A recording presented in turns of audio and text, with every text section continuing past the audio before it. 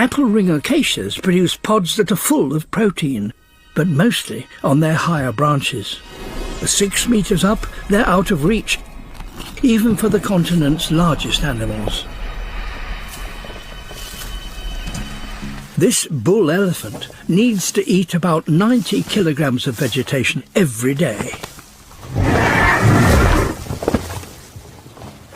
He's worked out a remarkable way of surviving in these lean times, but it requires great physical strength.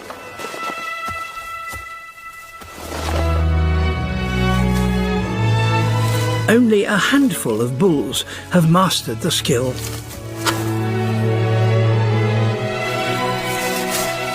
He weighs over 5 tons. This is a truly monumental effort.